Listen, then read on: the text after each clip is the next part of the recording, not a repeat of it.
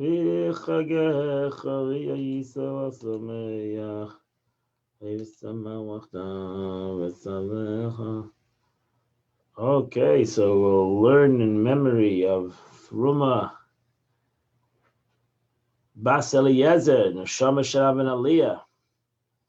Should be an ambassador of goodness and kindness for you and your family.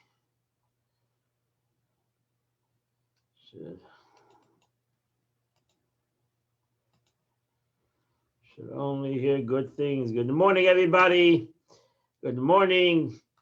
As we continue in the learning of Chitas, we start with the Chumash of the day. Today is Tuesday, the 6th of Shvat, and it's the third reading of the Parsha of the week. Yes, we're going to do it in memory today. We're learning in memory of the Neshama of Thruma Bas Eliezer, the Neshama Sharav and Aliyah. And we start with the Ishlishi, the third reading. We're holding in chapter 10, verse number 24. Vayikra Pariel Moshe, and Pharaoh called to Moses, holding after the plague of middle of the plague of darkness. He told them, go and serve God. But your flock and your cattle shall be left. Don't take the flock and cattle. Even your children should go. So Moshe said, oh no. Not only taking our cattle, but you're going to have to give us more. So we need more. Hashem says, not only will our livestock go with us, but you too shall give us livestock. We're going to take more. You're going to give us the livestock to take. Verse 26. And our cattle will go with us. We're not leaving one hoof in this land. Because we need to take them all. We need to take it all to serve God. Why? We don't know exactly how much we need. We'll get there. God might ask us for 1 million cattle. We're not sure. Until we come to the place that we're going to serve God. So therefore, we're not sure. We need to take everything. It's impossible to leave anything over.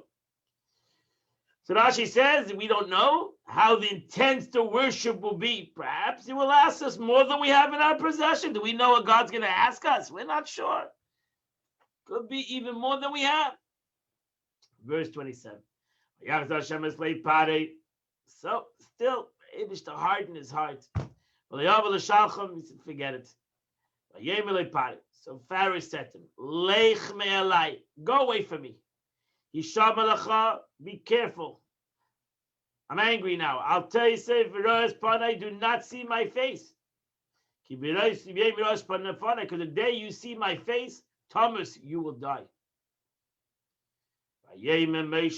Verse number 29, and Moses says, Kain di baita. Oh, now you're speaking right. I will not see your face again. Rashi says, Kain di baita, you have spoken appropriately, and you have spoken it exactly the right time. It is true. I shall no longer see your face. I'm out. I'm done. Because the next plague, it's over. Verse chapter 11, verse number 1. There's one more plague I'm going to bring on Pharaoh. And on the Egypt. After that, he's going to send you out of here. From this land. He'll send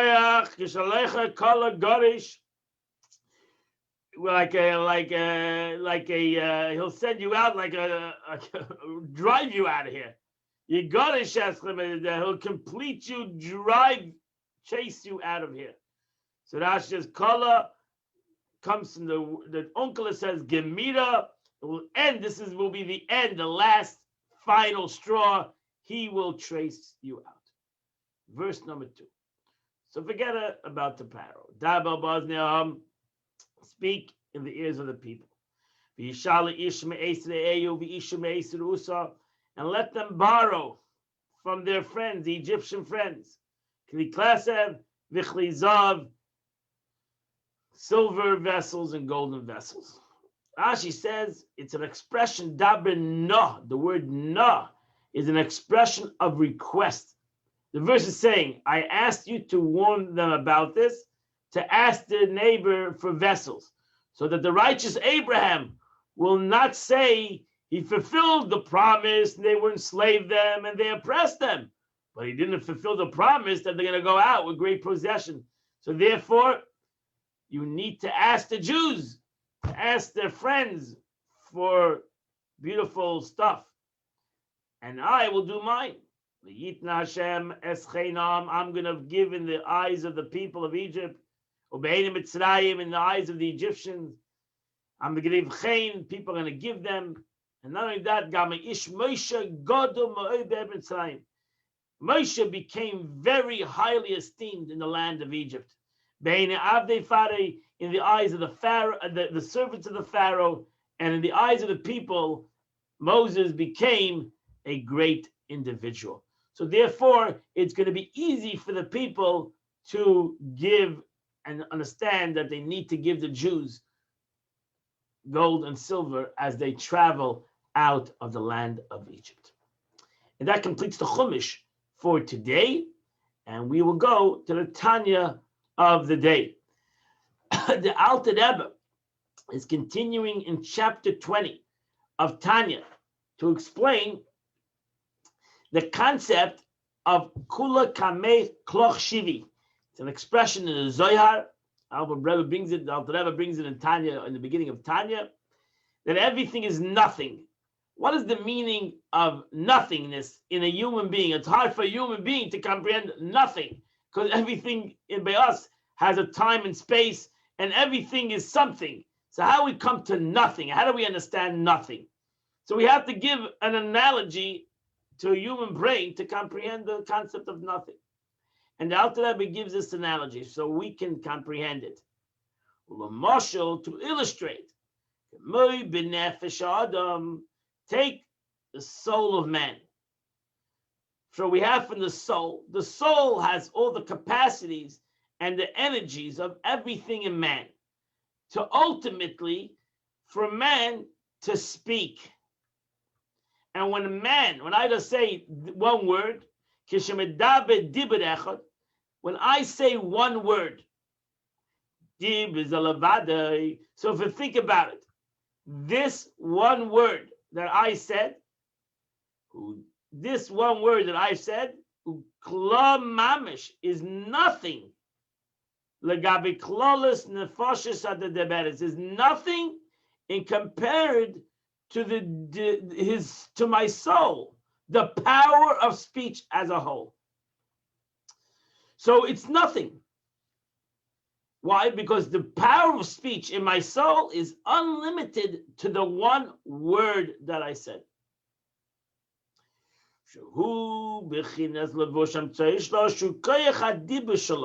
That the power of speech is also only an outer garment of the soul itself. The soul itself has within it all the capacities, and one capacity of the soul is speech.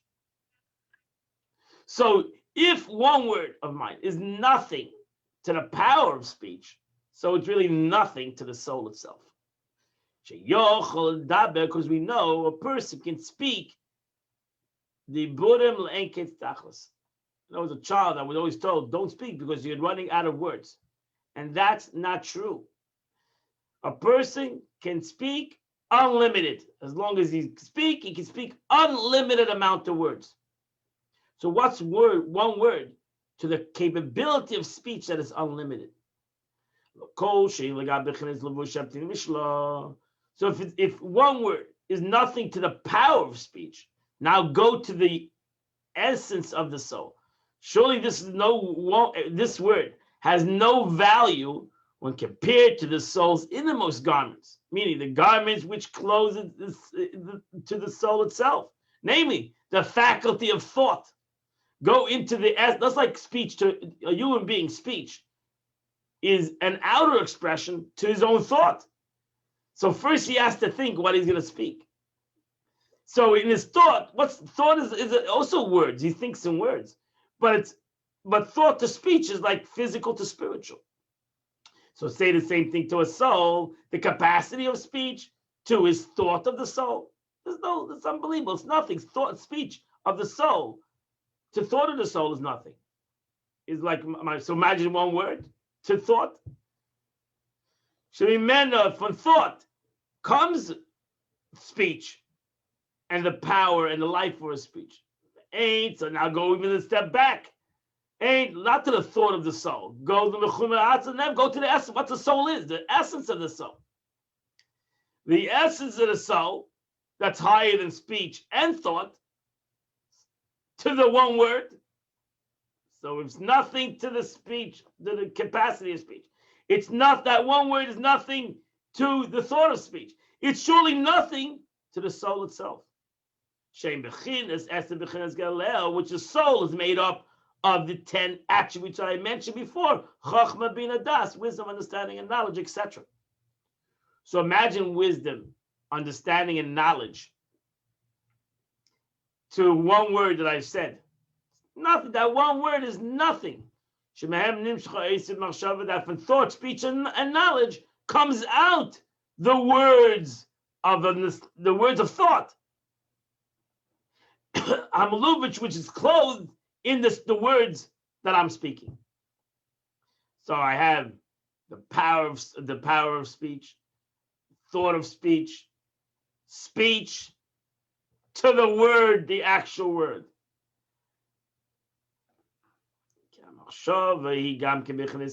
Because thought is also word. You think in letters, words. Compared speech to thought of speech, even though you think with words, but in comparison to thought of speech to words, it is like spiritual to physical. As the 10 attributes of Chachma and Das, that's a source of thought.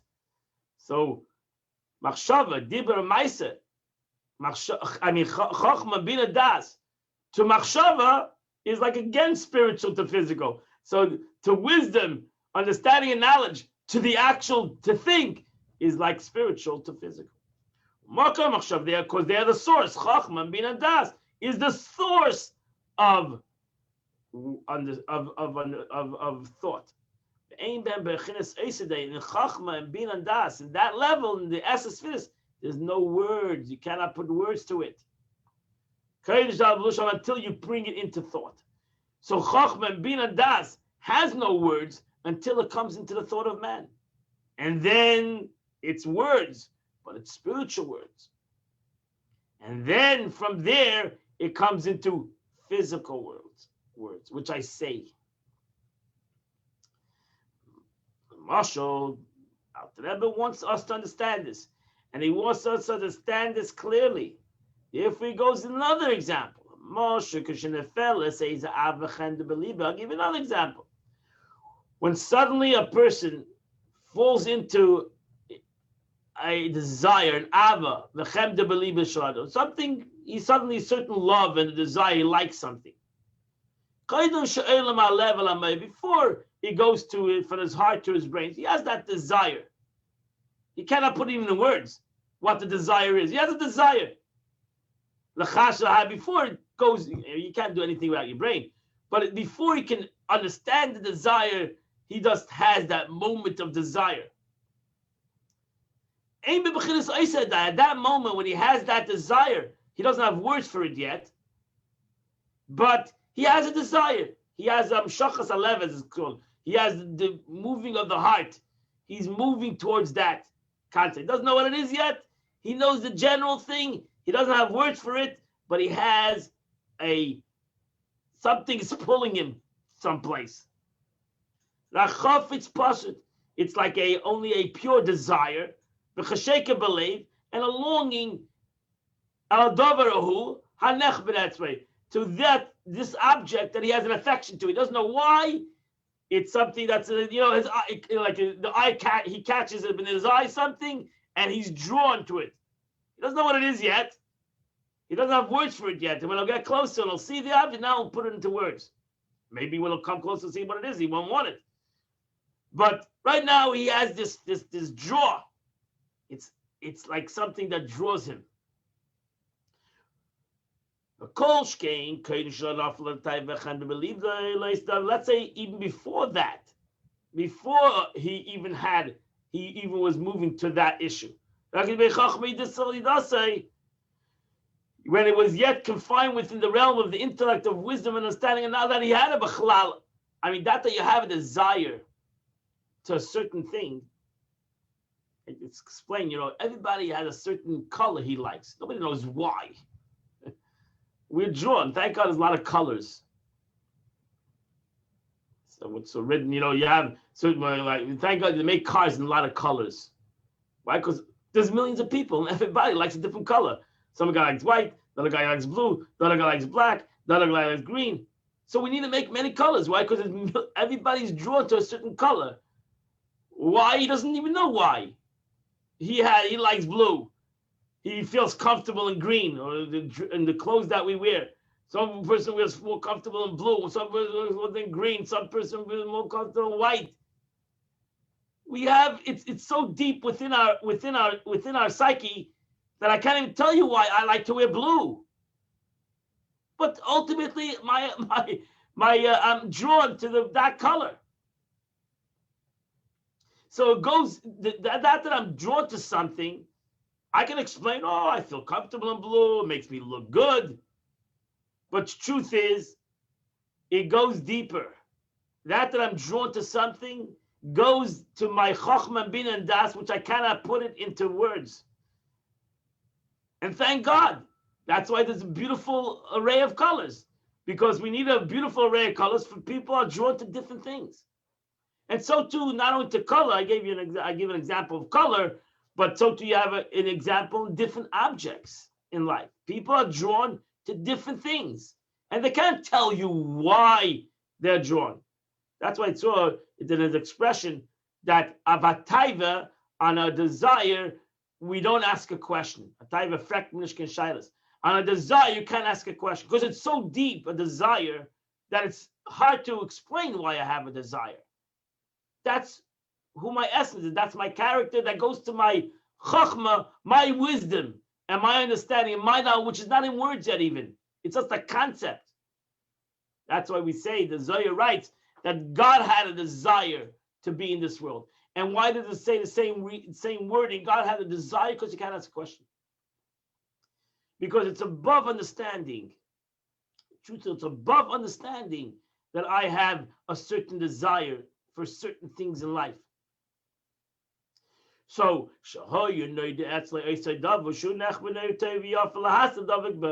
meaning that this thing was known to him to be desirable and gratifying and something good and pleasant to attain and to cling to. For instance, to study a certain discipline or to eat something, some delicacy. So then in this state, the intellect appreciation of the desire of Allah, before the creation is even developed into an emotion, there's certainly no letters presented in his mind. It's so deep within a mind that a person has certain desires in his life.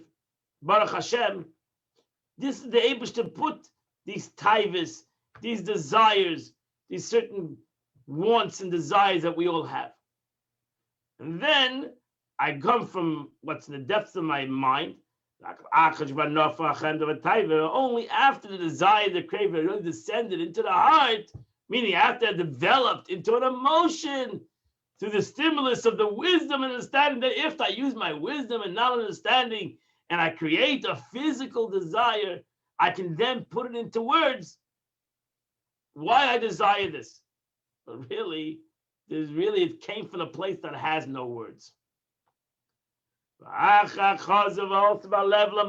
it comes into my heart, and then it goes back to my brain, and now my brain starts to rationalize the desire.